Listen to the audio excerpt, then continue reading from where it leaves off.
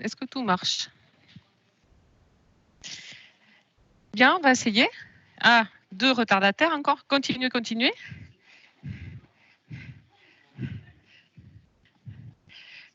Vous pouvez aller là.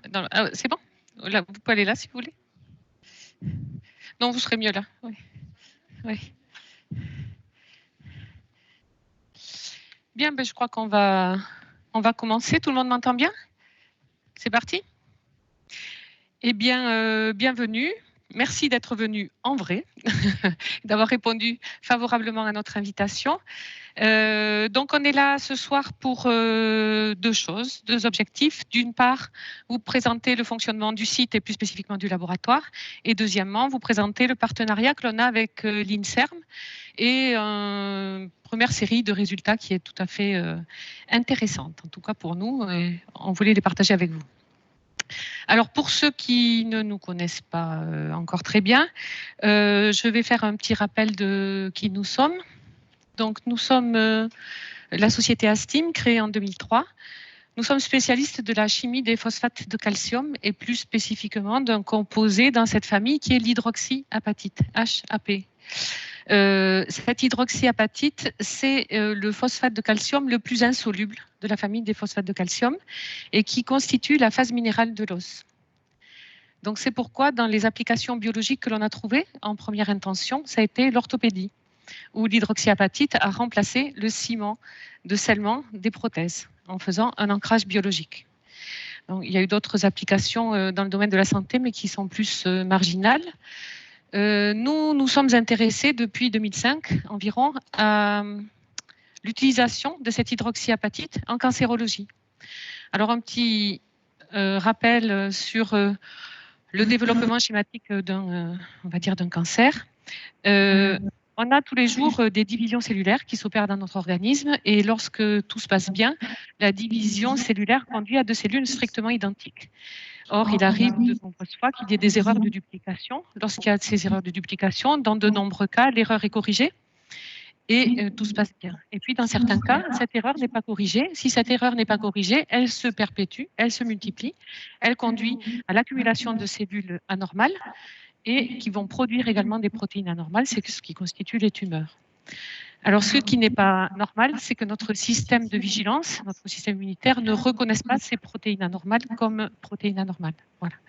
Donc, dans le courant des années 90, des chercheurs américains, l'équipe de Srivastava, a eu l'idée d'aller rechercher des protéines tumorales dans les tumeurs, de les extraire, de les purifier et de les réinjecter au même patient pour essayer de stimuler son propre système immunitaire.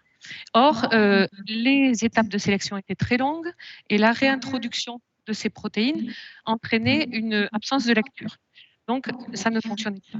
Donc, nous, on s'est rapproché de ces gens-là et on leur a proposé d'associer l'extraction des protéines à un vecteur qui est l'hydroxyapatite. Donc, on a associé l'hydroxyapatite et les protéines du choc thermique, donc et les protéines tumorales, pour en faire un biomédicament qui, lui, maintenant, va donc stimuler le système immunitaire des patients. Donc, on part toujours d'une tumeur. À partir de cette tumeur, on va faire un broyat cellulaire, on va extraire les protéines tumorales, on va prendre l'empreinte digitale de la tumeur et on va prendre cette empreinte digitale de la tumeur, la fixer sur les grains d'hydroxyapatite et les réinjecter sous la peau du même patient. À ce moment-là, on va réveiller son système immunitaire, on va le réorienter vers la lutte contre ce motif tumoral qui n'était pas lu. Et on va avoir une réponse. Alors, on a des résultats, on a eu la possibilité de travailler en santé animale. Donc, pour travailler en santé animale, on a élaboré des kits, on a fabriqué des kits qui permettent aux vétérinaires de produire eux-mêmes les 8 monodoses de vaccins. Vous le verrez tout à l'heure en visitant. Bonjour.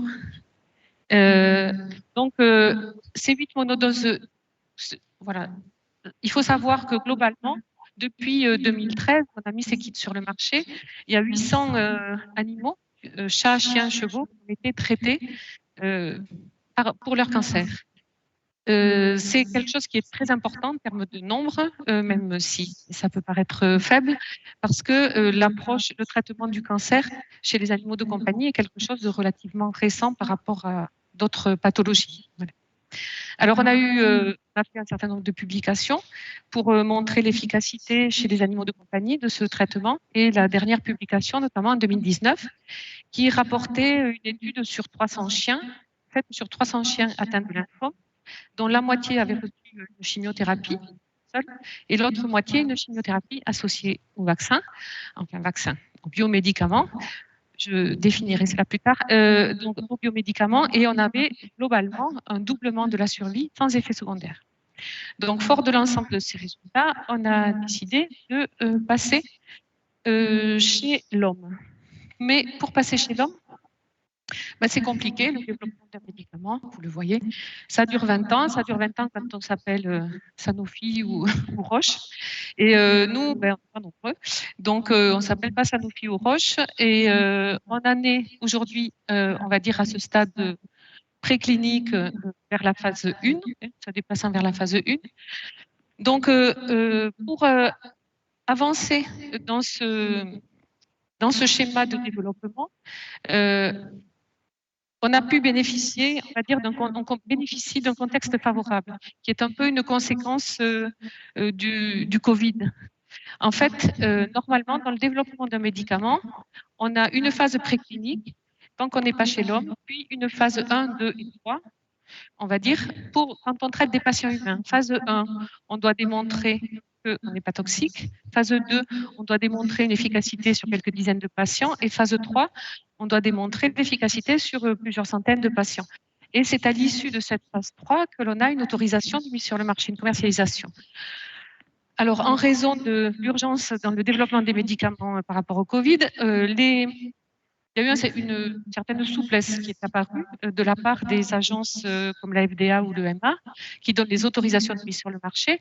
Et aujourd'hui, on peut espérer avoir une autorisation de mise sur le marché en fin de phase 2 si on peut démontrer un avantage concurrentiel, un bénéfice-risque vraiment significatif par rapport aux applications que l'on a.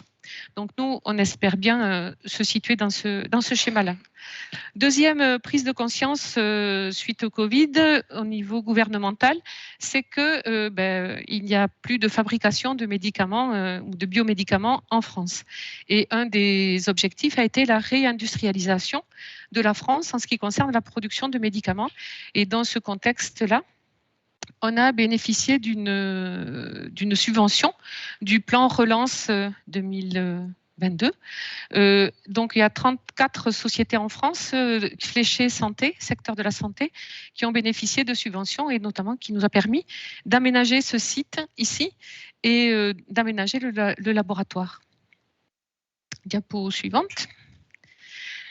Donc, on arrive à ce centre de recherche qui est plutôt un centre de convergence de compétences. Et comme vous l'avez vu, il faut des compétences vraiment très différentes et il est hors de question qu'on regroupe toutes ces compétences ici sous le même toit. Donc, nous avons, on peut dire, 3 axes ici en interne.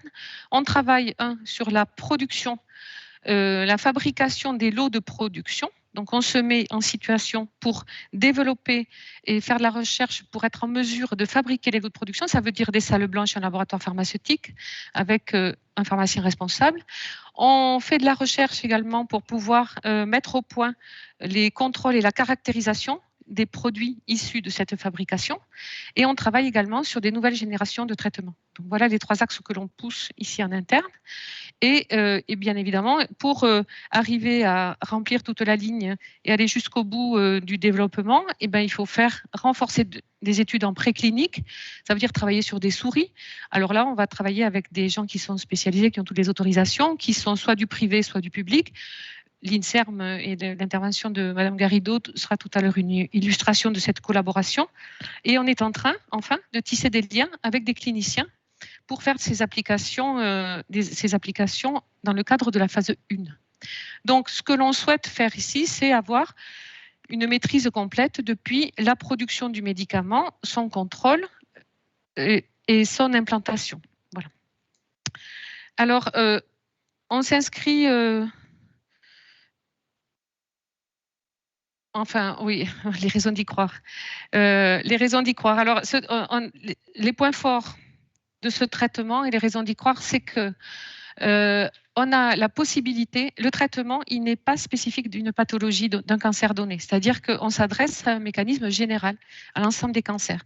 Donc, ça veut dire que cette technologie, elle s'applique à plusieurs cancers, en théorie. À nous de faire la démonstration étape par étape. On a la possibilité de repréparer un vaccin en cas de rechute si le cas se présente.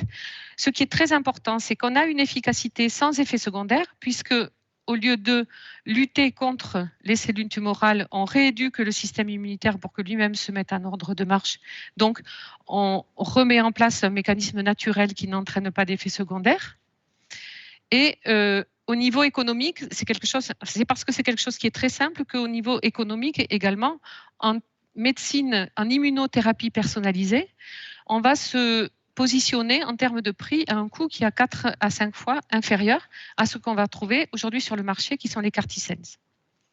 Alors, notre stratégie s'inclut tout à fait dans la politique gouvernementale, qui est de relocaliser le développement et la production de certaines parties, de certains secteurs de l'industrie, notamment les biomédicaments. Et le gouvernement a souhaité, a mis en avant un objectif précis, qui est la production de 20 nouveaux biomédicaments en France en 2030. Donc nous, on espère vivement faire partie de l'un d'eux, voilà. Même si 2030, c'est demain. Alors, vous l'aurez compris, pour arriver à cet objectif, la chaîne de fabrication est longue. On a besoin de partenariats. Ces partenariats, on les a mis en place et avec un certain nombre de partenaires. Et aujourd'hui, donc, on va vous parler de... Je vais passer la parole à Carmen Garrido, qui a bien voulu manifester un certain intérêt pour notre technologie. En effet, c'est difficile pour nous, en tant que petite société, justement de manifester l'intérêt, de susciter de l'intérêt dans des groupes de recherche. Par contre, là, ce qui s'est trouvé, c'est que l'équipe de l'INSERM de Dijon, dirigée par Carmen Garrido, est spécialiste des protéines du choc thermique, les HSP, que vous avez vu dans la première diapo. Donc, il a été facile de communiquer et de pouvoir montrer l'intérêt de notre technologie. Voilà, donc je vous laisse la parole. Carmen. Merci, Nicole. Je reviendrai vers vous pour des questions tout à l'heure. Donc, bonjour à tout le monde. Non, bonsoir à tout le monde.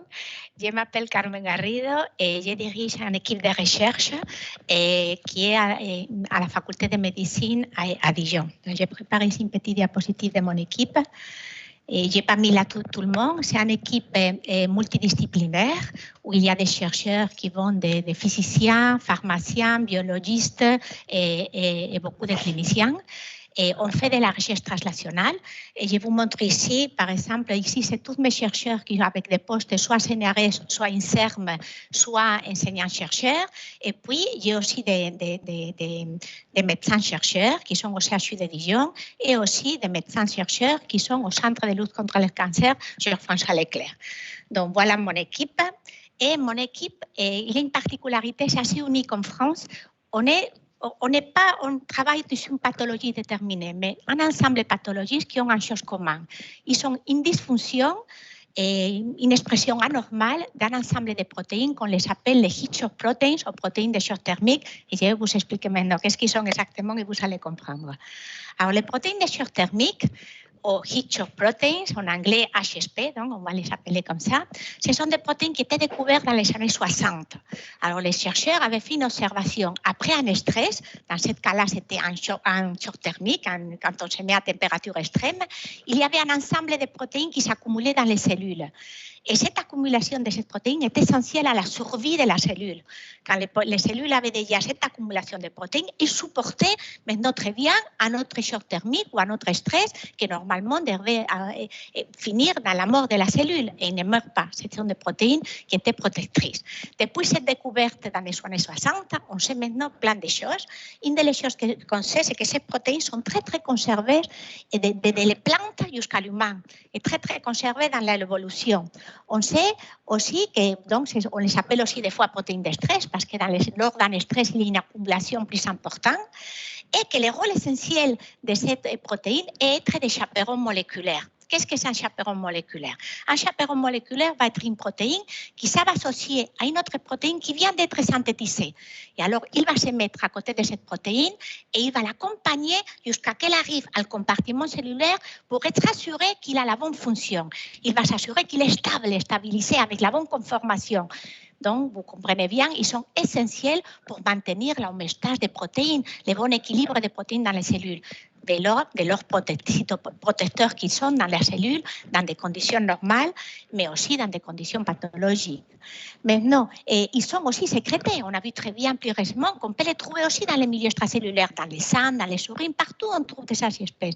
Et on a vu qu'à ce moment-là, une fois qu'ils sont dehors, ils ont un rôle comme des signaux de danger. Et ils vont des dangers, non, on dit en français. Et que ça fait qu'il y a un rôle stimulant du système immunitaire. Ils ont traditionnellement été classifiés par les poids moléculaires en différentes familles et les plus importants dans ces rôles de chaperons moléculaires parce qu'ils sont plus grands et plus capacité de chaperonner différentes protéines sont celles des plus hauts moléculaires, forts poids moléculaires, 60, 90 et les 110. Et maintenant, je voudrais ajouter une autre fonction extra qui ont ces protéines chaperons. Pas seulement ils sont une protéine dans la cellule, mais on peut les utiliser comme un outil pour la fabrication des vaccins. Pourquoi? Parce que lorsqu'on a un antigène qui va provoquer une réponse immunitaire, si cet antigène est peptidique, il n'est pas stable. Il reste avec une conformation qui peut bouger, il arrive dans l'organisme, il est dégradé. Et alors, ils ont vu que si on l'associait à cette protéine, à cette HSP, il s'était stabilisé et donc l'HSP avait comme un rôle adjuvant dans les vaccins.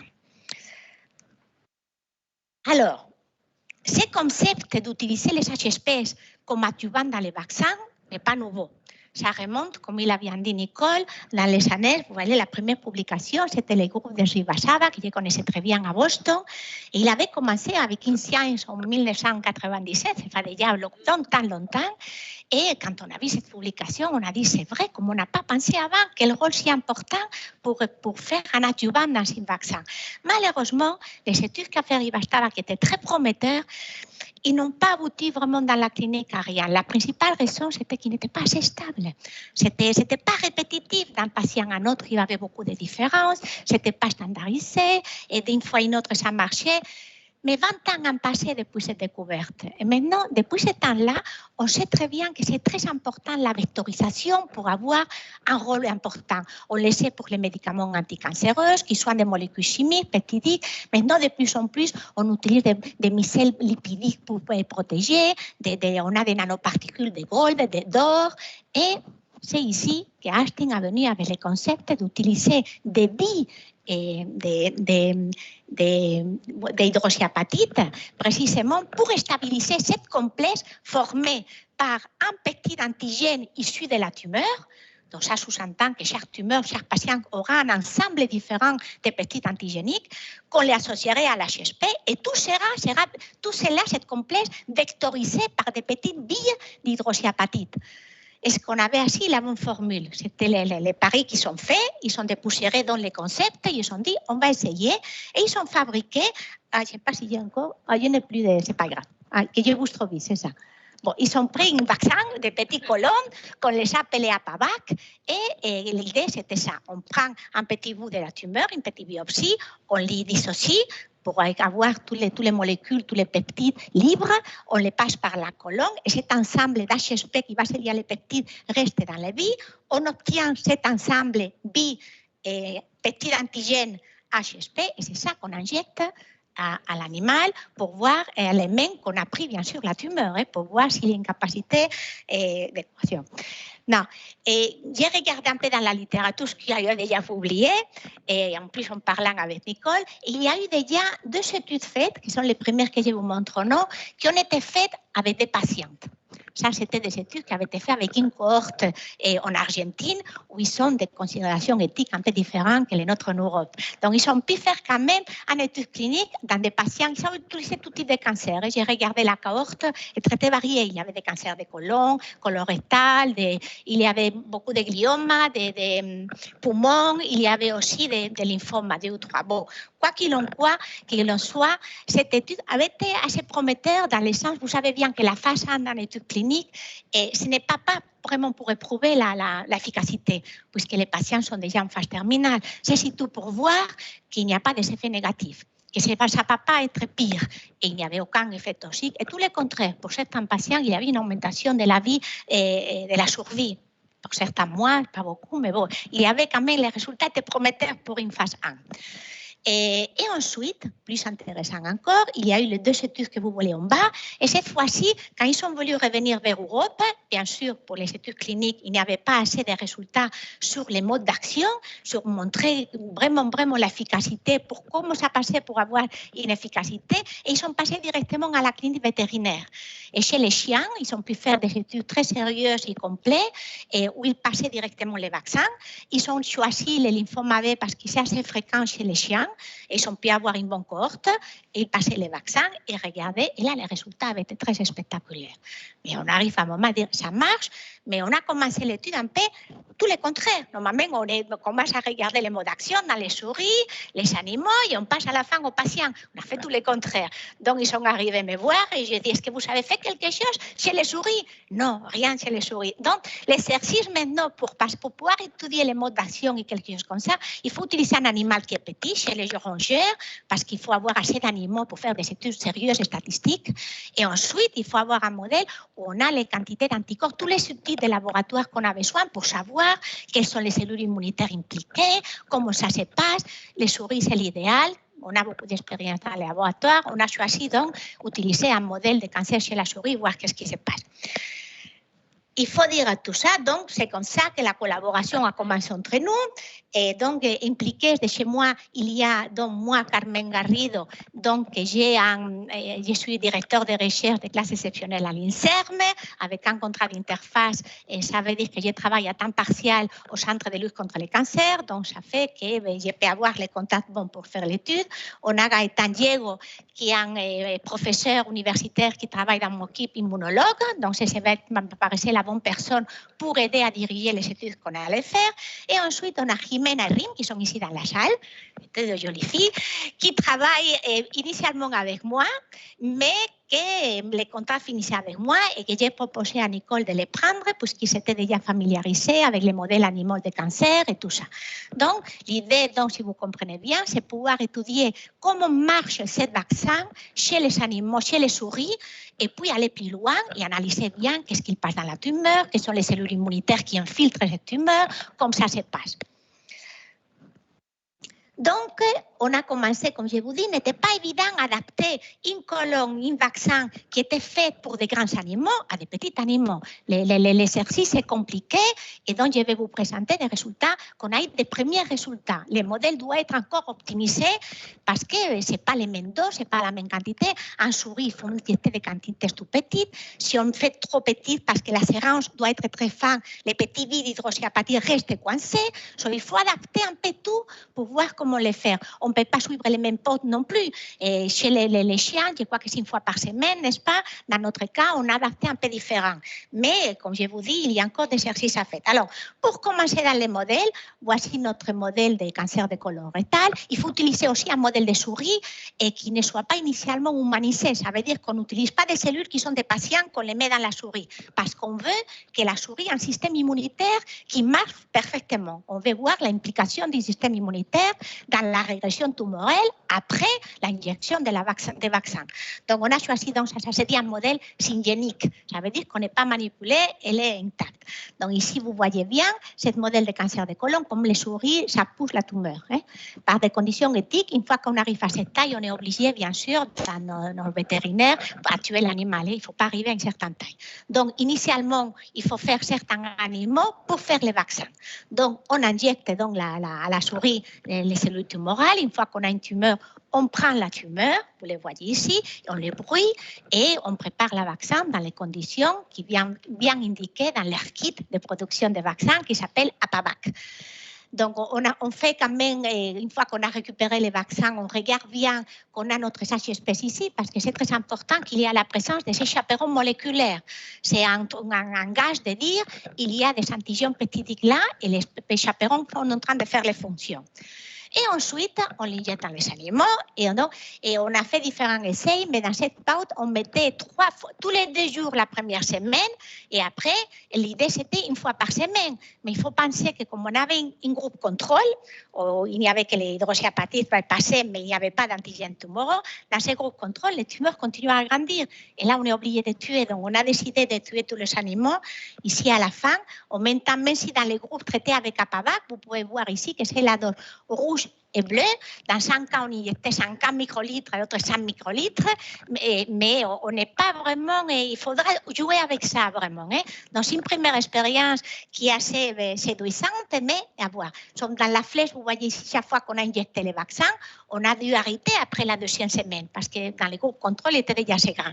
Mais bon, quoi qu'il en soit, vraiment, les tumeurs étaient plus petites, vous voyez ici, et il faut dire qu'on a des écarts-types un peu élevés parce qu'il y avait un peu d'hétérogénéité dans la taille des tumeurs dans les groupes traités avec APAVAC, mais je vous explique, Jérôme m'a dit, mes 2 filles ici, pas filles parce que c'est ma fille, mais mes étudiants, et il y avait des fois que si le volume est un peu grand, que c'était trop important le volume pour les souris parce qu'on les met sous dermique. Donc, ça faisait que il y avait un peu d'extravation. On a décidé dans ce cas-là, considérer tous et voir tous les résultats et qu'est-ce que ça donnait. Mais c'est encore, il faut qu'on voit exactement les volumes injectés pour que ce soit facile et ça se réabsorbe sans déborder. Que ça le problème s'il n'est pas dedans. Mais bon, malgré ça, comme vous pouvez voir, il y avait une réduction dans la taille des tumeurs.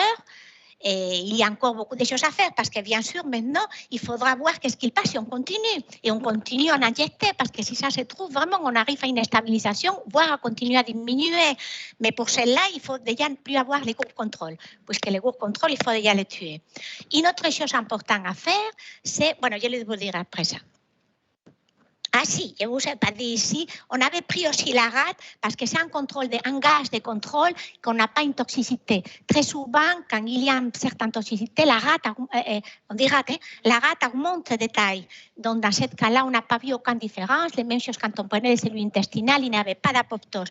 Effectivement, on ne voyait pas aucune toxicité.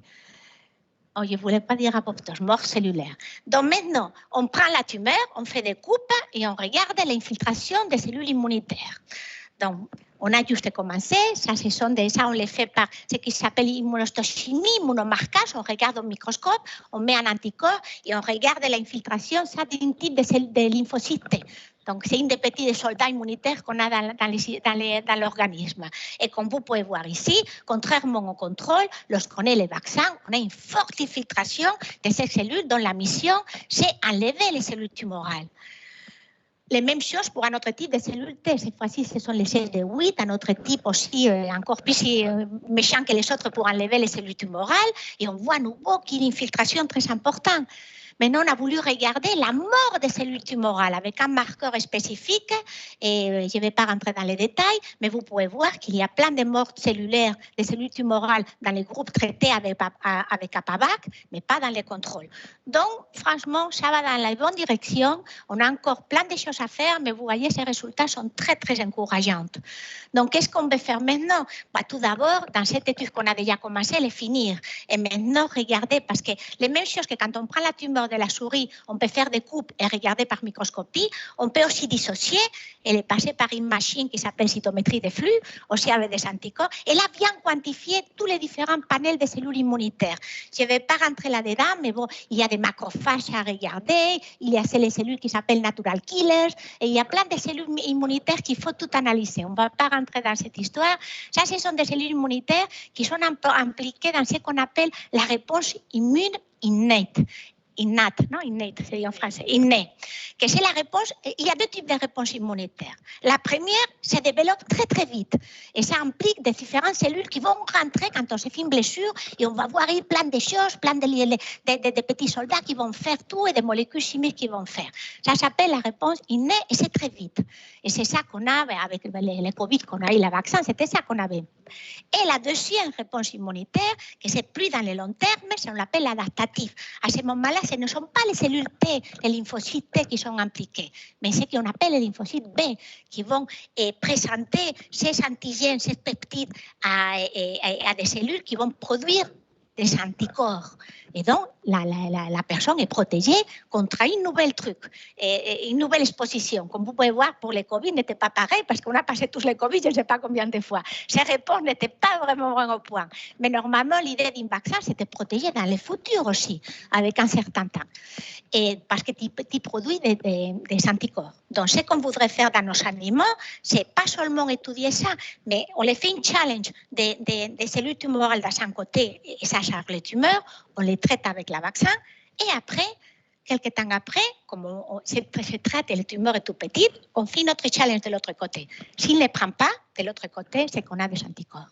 Donc ça, c'est une chose qu'on va aussi regarder et ça sera un truc à faire. Il faut, comme je vous ai dit, optimiser aussi les modèles de souris parce qu'il faut aussi savoir quel est le volume qu'on va jeter. Et nous, on pense qu'il faut aller entre 50 et 100, quelque chose comme 70 microlitres. Donc, on est en train de travailler aussi de voir comment on peut aller. Et puis, on voudrait inclure aussi un modèle de lymphoma B, puisque l'idée est aussi voir si, comme on a des études très sérieuses faites avec le lymphoma B chez les chiens, on voudrait aussi les faire dans les souris. Et puis, je voudrais dire quelques mots parce qu'une autre chose que mon laboratoire peut apporter un savoir-faire, c'est dans le développement d'une technologie pour pouvoir suivre la réponse. Parce que ce sera bien si on peut savoir quand on l'injecte à les patients, savoir si les patients répondent ou non à cette thérapie. Ce n'est pas une question anodine. On est dans le monde maintenant de l'immunothérapie des cancers qui est en train de faire des merveilles, surtout par certains types de cancers métastatiques, des poumons et des mélanomes. Le problème, c'est qu'il n'y a que de 30 à 40% des patients qui répondent. Et pour le reste, pas seulement ils ne répondent pas, mais c'est nocif et ont tous les effets secondaires. Donc, dans tous les types d'immunothérapie maintenant, c'est très important de pouvoir choisir et voir si le patient est en train de répondre. Et donc, c'est ça que je voudrais vous présenter un tout petit peu des résultats qu'on a dans les laboratoires, pour lesquels on a eu plein de prix dans les 3 dernières années. Et alors, l'idée pour suivre un patient quand il a un cancer et la réponse à un traitement, le gold standard, c'est que tout le monde veut chercher, c'est un marqueur qu'on peut le regarder dans les sangs, on se fait un petit truc et on peut voir si on répond ou non, ou si on a le cancer ou pas. Ce sont ce qu'on appelle les marqueurs de diagnostic ou de suivi des patients. Et malheureusement, il y a très peu de marqueurs qui sont fiables parce que la stabilité est très peu dans les sangs. Alors, on a pour les cancers de prostate, les PCA qui marchent bien, mais c'est vraiment une exception. Pour la plupart, il n'y a rien vraiment qui marche. Et il faut suivre des méthodologies qui sont très invasives, comme c'est les scanners, la mammographie pour les femmes, des techniques d'irradiation qui ne sont pas l'idéal, qui coûtent cher à la sécurité sociale et qui n'est pas anodin pour les patients. Donc, on est tous en train de regarder, de travailler con ce qu'on appelle les biopsies liquides. C'est un gold standard, c'est un truc, on veut tous chercher ça dans la plupart des laboratoires de cancérologie. Alors, nous, on a vu, et je vais vous parler d'un truc, on a vu que toutes les cellules, absolument tous, cancéreuses ou pas, sont en train de libérer constamment et en permanence des vésicules, comme des petites bulles, qui les libèrent à l'extérieur. Alors, ces petites vésicules, ces petites bulles, il y a de différentes tailles, mais sont tous très petites. On ne les voit qu'à les microscopes électroniques. Et c'est très intéressant parce que on les appelle, à certains endroits, on va les dire exosomes, parce qu'ils sont à l'extérieur, ils sont tout petits. Et l'exosome dépend de la cellule qu'il a sécrétée. Donc, il va avoir des caractéristiques de ces cellules. Il va avoir la membrane qui vient de la cellule, des protéines qui sont dans la cellule. Et ce qui est intéressant de cette petite bulle, c'est que toutes les protéines qui sont dedans sont protégées par la membrane de la petite bulle. Donc, ça a ouvert des voies dans toute la recherche de biomarqueurs circulantes en utilisant cette petite vésicule, cette petite bulle qu'on a continuellement dans les sangs, dans les souris, on les a partout. l'équipe de la question, c'est s'il y a, si toutes les cellules produisent, comment est-ce qu'on pourrait différencier un exosome qui vient d'une cellule tumorale d'une cellule normale? Parce que si une cellule tumorale préproduire des milliers de ces exosomes, si on peut détecter un exosome, on sait qu'il y a une cellule tumorale dans cet organisme. Si on peut savoir s'il y a déjà métastase ou pas, ou s'il est en train de régresser la tumeur ou pas. Et c'est là qui rentre les études de mon équipe et une protéine en particulier qui s'appelle HSP70. Alors nous, on a vu, je n'arrive plus à... si. Donc, on a vu que HSP70, c'est une protéine chaperon, comme vous ai décrit déjà avant, qui n'était que dans la membrane des cellules tumorales, mais pas des cellules normales. Donc, tous les exosomes qui étaient libérés de la cellule tumorale avaient HSP70 dans la membrane. En utilisant une technique pour pouvoir capturer les exosomes avec HSP70, on était en train déjà, à partir de tous les exosomes qu'on peut trouver dans les sang, on est en train déjà de sélectionner juste les exosomes tumoraux. On a mis une technique au point avec des physiciens qu'on a travaillé avec nous, où on a un biocapteur, où on met une molécule qui lie à la partie extracellulaire, à la partie membranaire d'HSP70, on passe nos exosomes et ça capture les exosomes avec HSP70. Donc, c'est un ligand qui a beaucoup d'affinité pour HSP70. Maintenant, je ne vais pas rentrer ici en bas, on voit que la technique marche. On met différentes cellules tumorales et on regarde dans les milieux extracellulaires si on peut la quantité de exosomes avec HSP70 qu'il y a et on les compare avec une cellule normale. Dans ce sont des cellules de prostate, donc une cellule cancéreuse, une cellule qui n'est pas cancéreuse de la prostate, donc utérus, comme vous savez ici, on a fait toute une panoplie de cellules tumorales et dans tous les cas, il y a plein d'HSP70 exosomes dans les cellules tumorales, mais pas dans les cellules normales. Donc, on a en face un biomarqueur de présence des cellules tumorales qui est général, que ça passe pour tous les cancers. Donc, ce n'est pas spécifique d'un type de cancer ou pas. Et on a ouvert une étude clinique avec le Centre de lutte contre les cancers, avec ces résultats, où on avait différents patients avec un cancer de sang ou cancer de poumon. C'était une cohorte assez petite, mais qu'on les suivait de près pendant un an, dès qu'il arrivait, avant chirurgie, après chaque cure. Et on a vu aussi, regardez, je vous montre les résultats très rapidement. Ça, c'est la façon de caractériser les exosomes. Comme je vous dis, avec microscopie électronique, on a une technique pour pouvoir les quantifier. On sait bien, on a un laboratoire pour pouvoir bien étudier ça. On fait aussi qu'il y a des marqueurs spécifiques qui nous intéressent. Je ne vais pas rentrer là-dedans. Et ensuite, cet exosome, d'exosome général qu'on a pris à partir des patients avec 2 millilitres de sang CHC, on les passe par notre méthodologie que vous voyez ici au milieu, et on regardait qu'est-ce qui s'est passé. Alors on voit qu'effectivement, les patients qui sont sains, il n'y a pratiquement pas d'exosomes, et par contre, ça en rouge et vert, c'était non métastatique en vert et métastatique en rouge. Donc, il y avait une quantité très importante d'exosomes, surtout avec HSP70, surtout avec les patients métastatiques. Donc, je ne vais pas rentrer dans les détails. Ici, c'était la première figure, c'était juste pour montrer que c'est beaucoup mieux regarder dans les exosomes que quand c'est libre, parce qu'on stabilise la protéine. Dans les marqueurs HSP70, il faut les regarder dans les vésicules qui est libre. Et là, c'était juste pour montrer qu'il n'y avait pas de différence dans le contenu total en exosomes. Il faudra regarder si c'est spécifique. Et on les a comparés avec les cellules tumorales circulantes parce qu'il existe maintenant dans la clinique une façon de vérifier dans le sang s'il y a des cellules tumorales circulantes ou pas. Malheureusement, ce n'est pas une technique très sensible. Pour qu'on voit des cellules tumorales circulantes, les patients sont déjà très métastatiques. Mais on a voulu quand même les comparer et vous pouvez voir ici, bon, je ne vais pas rentrer dans les détails, mais cette area qui est beaucoup plus importante montre qu'on est face à un marqueur beaucoup plus précoce de la présence de métastases. Ce qui est tout à fait logique parce qu'une seule cellule peut libérer plein d'exosomes. Et puis voilà, et c'est aussi un marqueur très bon de la suivi, on a suivi les patients de la réponse à la thérapie. Donc, vous voyez ici, c'est une corrélation. Quand il y avait une diminution, c'est que la maladie est en train de régresser. quand c'était stable, c'est qui ne changeait pas, et quand ça augmentait, c'est qui progressait. Par exemple, on montre ici, on voit ici les premiers patients. Les premiers patients sans cancer avec un cancer des seins. Et vous voyez qu'à la fin, ça diminue, a disparu. C'est très sensible. Chaque fois qu'on avait un pic, on avait demandé à les médecins qu'est-ce qui s'était passé, et on nous avait dit, le taxol était trop toxique pour les patients, on a dû les réduire. Non, après, voilà. Après, on a un deuxième patient ici, d'un cancer de poumon. Cette fois-ci, ça a augmenté, ici, comme vous voyez en bleu, et en fait, les patients avaient développé un métastase dans le cerveau. Donc, c'est vraiment un marqueur que ça fonctionne.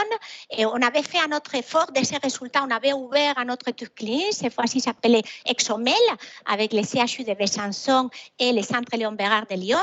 Et on avait pu voir, et c'est là on avait pris des patients qui avaient eu de l'immunothérapie. Et on avait montré que c'était très bien associé à HSP70. Dans ce cas-là, une autre protéine qui s'appelait comme ça. Mais ça pour dire, ça ouvre beaucoup de perspectives. On sait déjà que 70, c'est très bien pour suivre si les patients répondent ou non à la thérapie. Mais on pourrait l'associer à d'autres protéines, à d'autres choses pour avoir plus d'informations sur le cancer. Parce que c'est très bien détecter une métastase précoce. Mais encore mieux, si on peut aussi mettre de façon précoce la prise en charge du patient. Donc, on est en train de travailler beaucoup avec ça.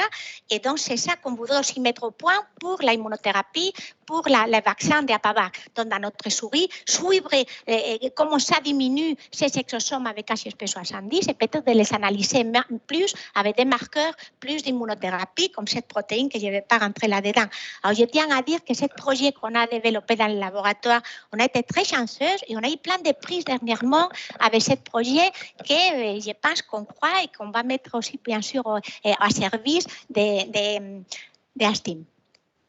Voilà, donc l'idée ici, pour bien rappeler, c'est l'objectif de cette collaboration, c'est avoir plus d'informations pour bien amener Apavac à la clinique et tout en ayant une méthode de suivi des réponses pour pouvoir bien sélectionner les patients qu'on pense qui vont profiter de cette immunothérapie. Et voilà, et merci de votre attention.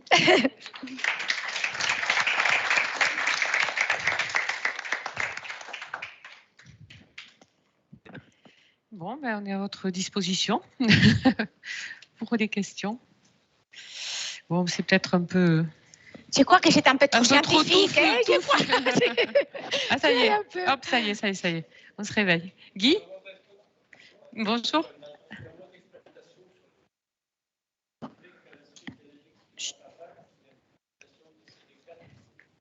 Oui.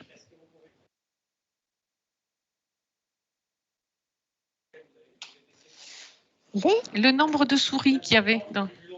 On avait des groupes, on avait commencé les souris avec 10, mais malheureusement, il y en a certains qu'on a dû enlever parce que c'était pas évident. C'était très évident qu'on ne pouvait pas. Par exemple, on allait injecter, on voyait l'hydroxyapatite qui restait dans la sérum.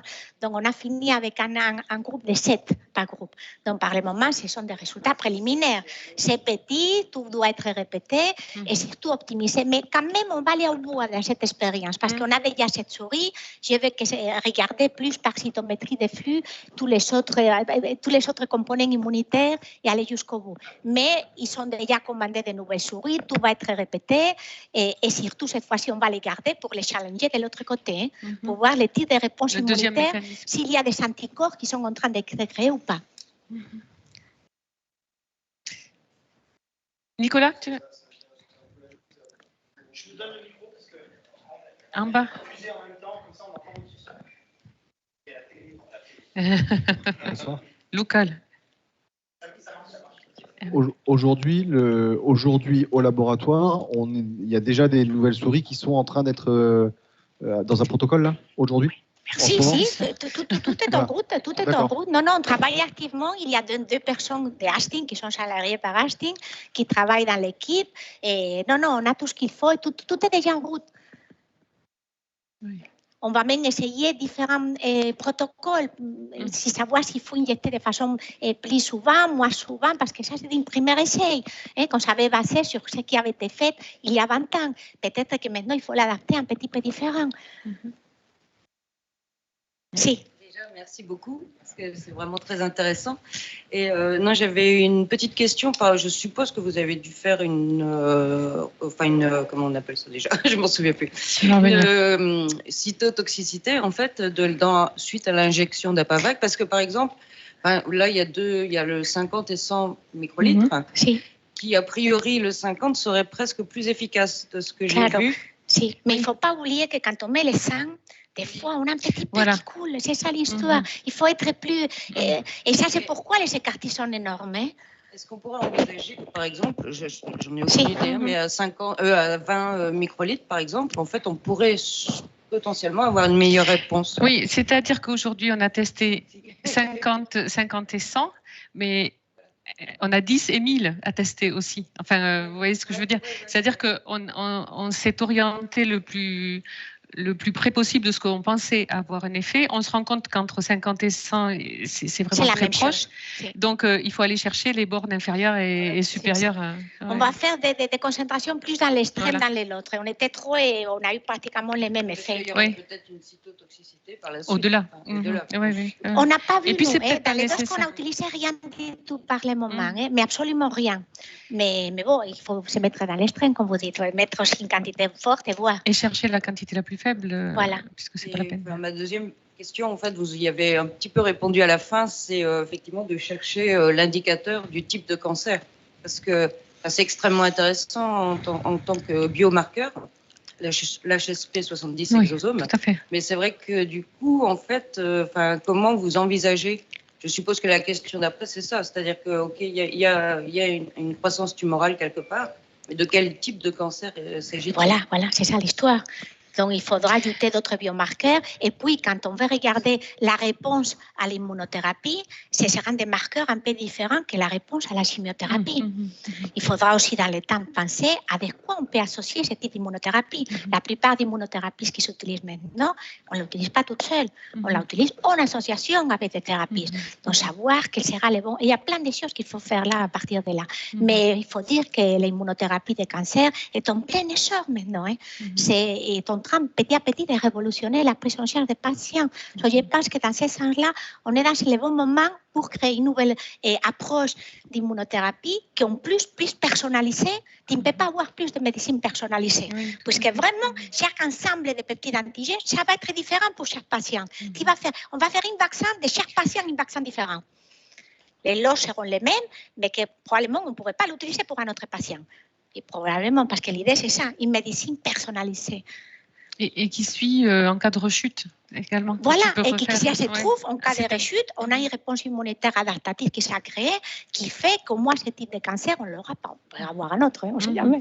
Mais pas exactement les mêmes. Pas exactement les mêmes. Donc, voilà. Oui. Moi, pardon. Monsieur.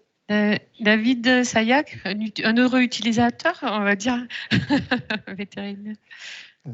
Juste pour clarifier, donc là on a parlé d'immunité cellulaire avec les CD4 et les CD8, et donc potentiellement il y aurait aussi une immunité humorale liée à la PAVAC, et c'est ça que vous alliez étudier. C'est ça qu'on voudrait regarder dans ce deuxième temps, effectivement. Effectivement. Et pour ça, on challengera les animaux dans l'autre côté. On suivra bien sûr toutes les questions éthiques et tout ça, mais bon, il faudra les faire, et si ça ne pousse pas, bingo. Et moi, je me permets de vous transmettre des questions des personnes qui nous suivent à distance en visio, et notamment deux journalistes voilà, qui vous adressent une question. Nicole, elle souhaiterait en savoir un petit peu plus sur ce que représente l'investissement de ce nouveau centre de recherche, à quelle hauteur les fonds alloués par le plan France Relance ont pu participer, et une question un petit peu plus sur la structure, combien de collaborateurs comptez-vous actuellement, et surtout est-ce que vous comptez recruter? Voilà, d'accord. Ah tiens, une question. Donc on est la subvention du plan France Relance, c'est drôle parce qu'on ne voit pas la personne à qui on parle. La subvention du plan France Relance, c'était 780 000 €, dont la moitié nous a été versée. Et En fait, on avait fait une augmentation de capital en 2019 de 2 millions d'euros. On a associé à l'allocation de la subvention France Relance, nous a permis de faire des emprunts bancaires et de financer justement cette structure ici qui s'élève en environ pour 400 000 euros de frais de bâtiment et 300 000 euros de frais d'équipement sur le laboratoire. Au niveau du nombre de salariés, on est 8 personnes, dont 2 à Dijon, voilà, dans l'équipe de Carmen. Et aujourd'hui, on pense maintenir les effectifs et pas forcément recruter dans les 2 ans à venir. Comme je vous l'expliquais, il y a beaucoup de partenariats. Ce que l'on doit faire, c'est consolider et finir ce qu'on fait, enfin faire beaucoup de choses encore avec l'équipe INSERM à Dijon et après basculer sur la clinique et on aura certainement des partenariats externes. Alors, c'est pas impossible qu'on recrute sur des assistants de recherche directement sur l'INSERM. Voilà. Et peut-être, dernière question, pareil, qui nous est posée par les personnes qui nous suivent à distance. À quelle échéance est-ce que vous espérez avoir une autorisation de mise sur le marché pour ce biomédicament? Avant 2030. C'est difficile à dire. On va être optimiste, on va dire dans 5 ans. Dans 5 ans, ce serait bien. En bénéficiant du fast track, enfin de l'enregistrement rapide. C'est tout? Oui, allez-y. Thierry? Oui, oui. Oui, le micro, s'il te plaît, pour mettre. Non, je voulais juste, je pensais aux conventions industrielles de formation par la recherche, les chiffres. Ah, pensé. Si. Reviens, Carmen. Sí. Voilà. Nous avons une candidate. Sí. L'idée, voilà. C'est que RIM commencera, voilà. Par le moment, elle est 6 mois comme technicienne parce que je voulais qu'elle la teste avant. Enfin, la teste, qu'elle voit qu'elle travaille dur et tout ça. Et ensuite, l'idée, c'était de voir s'il pourrait faire une bourse, avec une bourse Frintes entre les 2 laboratoires et voilà. Parce qu'au début, on pensait qu'en 6 mois, on aurait tout résolu. Non, on savait bien que non. On a juste commencé. Mais voilà, et on sait bien que ça s'inscrit dans la durée et que vraiment un sujet chiffre correspondrait tout à fait à cette problématique. Sí. L'idée, c'était que RIM pouvait l'aider à Jimena, qui est postdoc, et avec autant d'animaux à gérer en même temps. Parce qu'il arrive un moment qu'on va avoir plein. Il faut dire que pour produire le vaccin, il faut l'autre animal. En plus, après les autres, les bonnes choses avec les souris, que si ça, on peut utiliser les mêmes tumeurs pour tous. Oui. Mais bon, il faut préparer les vaccins quand même. Oui. Et après, il y a les autres animaux, les garder, avoir un groupe assez important pour pouvoir faire des études statistiques et pas des résultats préliminaires. Là, on nous met à des groupes il faut conforter les résultats, donc ça fait beaucoup de data. Donc, il va falloir, et donc pour aider avec ça, il fallait une 200 personnes dans l'animalerie, ça c'était sûr. Et de plus, Carmen, on veut aussi travailler sur différentes pathologies, parce que notre souhait, ce serait de faire un essai, ce qu'on appelle basket, qui regroupe plusieurs pathologies. Bon, on ne parle pas encore. Alors, dans le monde des vaccins, on est un peu ouvert à tout. Oui, et il y a plein de pathologies, on peut utiliser cette approche, non? Et parler, je ne sais pas, des fibroses, des processus fibrosantes, des choses comme ça. Une thèse aussi, ce ne sera pas de trop. Non. Je pense. Une ou deux. On va commencer, on va petit à petit, on va déjà commencer à faire les étape par étape. Étape par étape et valider chaque étape avant de passer à l'autre étape. Parce qu'il y a aussi le bénéfice du crédit impôt recherche. Oui. Oui, c'est ça, je l'avais dit, je sais que parce qu'à Dijon, il y a pareil. Donc, les entreprises bénéficient de ça. Bénéficient. Juste encore une autre question, pardon. C'est par rapport à France 2030. Est-ce que vous avez exploré les appels à projets? Non, pas encore. Parce qu'en fait, l'association, entre une recherche académique et une entreprise, en fait, c'est vraiment extrêmement... c'est un des critères, notamment pour certains appels à projets qui pourraient vous intéresser. D'accord. Oui, mais je veux bien qu'on reste en contact sur ce sujet pour que. Voilà. En fait, la DRARI s'occupe notamment de France 2030, des chiffres et du crédit impôt recherche. Donc, je pense que ça va. On va se revoir. Merci.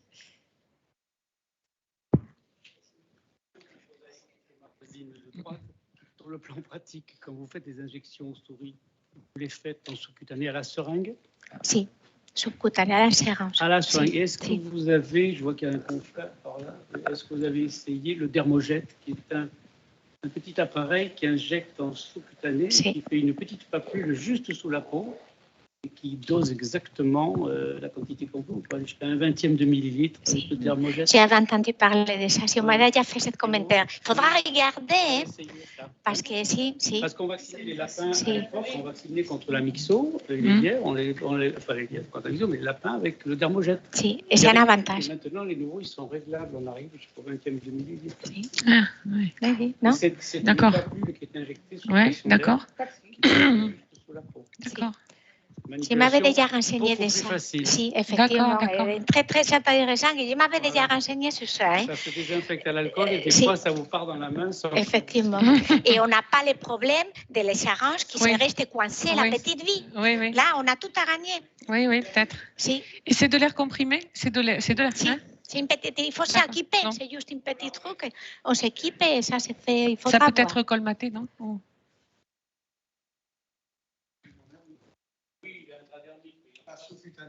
C'est un peu différent. Est-ce qu'on pourrait les faire intradermiques et subcutané? Est-ce que par le moment, les trous de vaccination, c'est subcutané? On a utilisé en immunothérapie donc, un vaccin qui était un canaripox virus recombinant avec la tyrosinase, donc dans le cadre du mélanome chez le chien. Et ça se faisait en intradermique, à l'aide de ce type de d'accord, avec le dermogète. Mais voilà, est-ce que c'est pas pareil vis-à-vis de l'immunité, parce que si ça se trouve, ça marche aussi bien. Et chez les souris, nous empêche ce petit problème de l'essérance qui est trop fin et les pics, quand c'est trop concentré, parce qu'on met des petits volumes. Par contre, ça envoie un coup quand même. Ça fait un coup à l'animal. Oui. C'est pas si anodin que ça, d'accord. On va réfléchir alors. Attention, parce que les vétérinaires, ils ont peur de rien. Hein. Je vois. Petite souris. On a fait le tour. On posera des questions pendant la visite. Donc, ceux qui ont déjà visité, on vous invite à ne pas revisiter. Voilà, ça va faire des groupes. Et ceux qui souhaitent visiter, on vous invite à nous suivre. Donc, soit Thierry, soit moi. Les oreilles. Vous avez le temps de faire un tour? Oui, de visiter. Oui. Vous voulez poser vos affaires? Oui, parce que vous mettrez en bas. Alors, oui, par contre. Je ferai le contact après, par mail. Hein, je vous enverrai un mail. Parce que moi, je voulais... Oui, ça va. Oui.